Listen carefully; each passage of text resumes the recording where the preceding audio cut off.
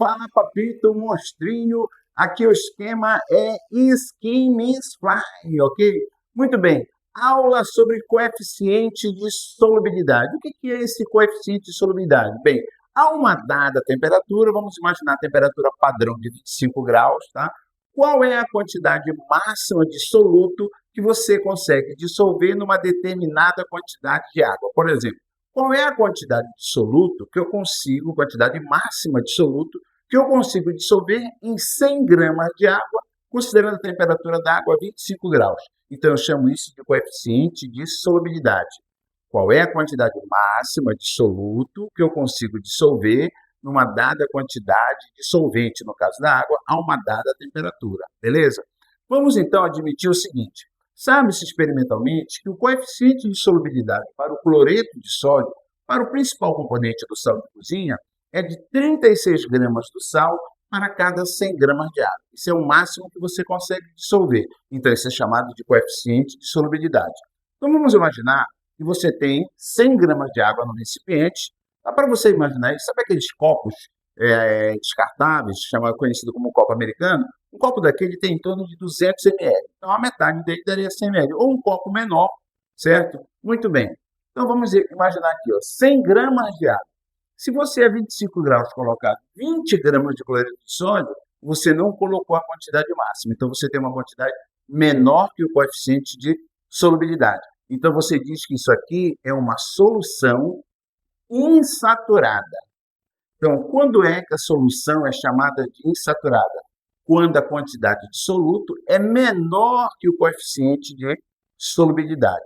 Agora, vamos admitir que você dissolveu exatamente 36 gramas de cloreto de sódio em 100 gramas de água. Então, você dissolveu a quantidade máxima. Então, você diz que essa é uma solução que está saturada de cloreto de sódio, certo? E se você colocar uma quantidade maior que 36, o que vai acontecer? Digamos que você tenta dissolver 40 gramas na mesma temperatura. Ora, só vai dissolver quanto? 36. Essas 4 gramas que não se dissolvem vão constituir o chamado corpo de chão ou corpo de fundo. 4 gramas, certo? Do corpo de chão, que é a parte que não dissolveu do cloreto de sódio.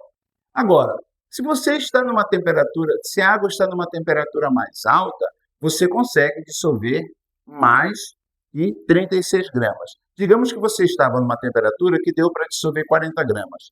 Aí você vai resfriando essa solução lentamente, sem agitar, sem bater nela, sem tocar, sem fazer nada, certo? Nessa solução. Vai apenas resfriando ela lentamente. Pode ser que você consiga, então, dissolver uma quantidade maior que o coeficiente de solubilidade. Então, nesse caso, você diz que você tem uma solução supersaturada. Entendeu, então, a classificação? Vamos repetir? Se eu tiver a quantidade máxima dissolvida naquela temperatura, ela é uma solução saturada. Se eu tiver uma quantidade menor que o coeficiente de solubilidade, ela é insaturada. Se você tenta dissolver, certo, uma quantidade maior, mas aquela parte que é maior, que está em excesso, ela forma um corpo de chão, eu posso dizer que eu tenho a parte sobrenadante, uma solução saturada, mas ela está com um corpo de chão.